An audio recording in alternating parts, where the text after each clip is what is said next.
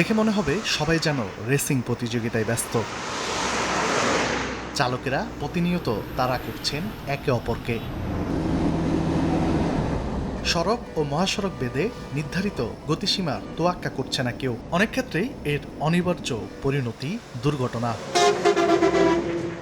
বিশেষজ্ঞরা বলছেন, নিয়ন্ত্রণহীন গতি ছাড়াও মোটরসাইকেল ও ইজি বাইকের অবাধ চলাচল, ব্যাটারি চালিত রিকশা ব্যাপকভাবে বেড়ে যাওয়া, সড়কের নির্মাণ ত্রুটি, উল্টো পথে যানবাহন চলা, অদক্ষ চালক সহ বিভিন্ন কারণ রয়েছে সড়ক দুর্ঘটনার। মেইনলি হলো ওভারটেকিং এর জন্য অ্যাক্সিডেন্ট হয়, স্পিডে চলার কারণে হইতাছে। মহাজনরা সঠিক ড্রাইভারের গাড়ি দিয়ে চালায় না। একটা গাড়ি ড্রাইভার স্পিডে চালিয়ে যাচ্ছে, অটো রিক্সা অল্লগে পাল্লাতে চলে।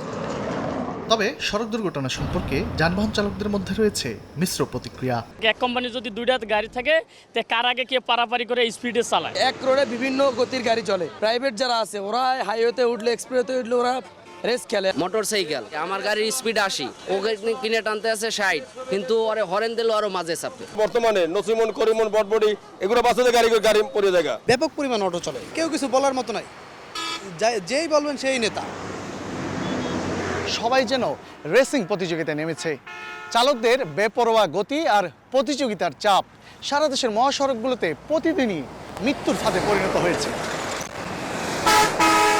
পরিসংখ্যান বলছে, গেল 5 বছরে সারা দেশে 30,000-এরও বেশি সড়ক দুর্ঘটনায় প্রাণ হারিয়েছেন প্রায় 33,000 মানুষ, যার 1/3 মোটরসাইকেল আরোহী, আর আহত হয়েছেন প্রায় 50,000। অন্যদিকে দুর্ঘটনার ধরন বিশ্লেষণ করলে দেখা যায় সবচেয়ে বেশি 39.04% দুর্ঘটনা ঘটেছে নিয়ন্ত্রণ হারিয়ে।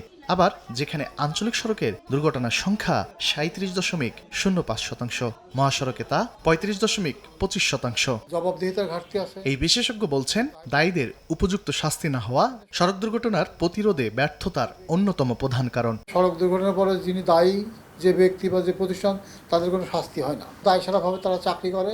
এইটা থেকে আমাদের বেরোতে হলে পারে সংশ্লিষ্ট প্রতিষ্ঠানগুলোকে জবাবদিহিতার আওতায় আনতে হবে, তাদের সক্ষমতা বাড়াতে হবে, প্রাতিষ্ঠানিক এবং কাঠামোগত সংস্কার করতে হবে।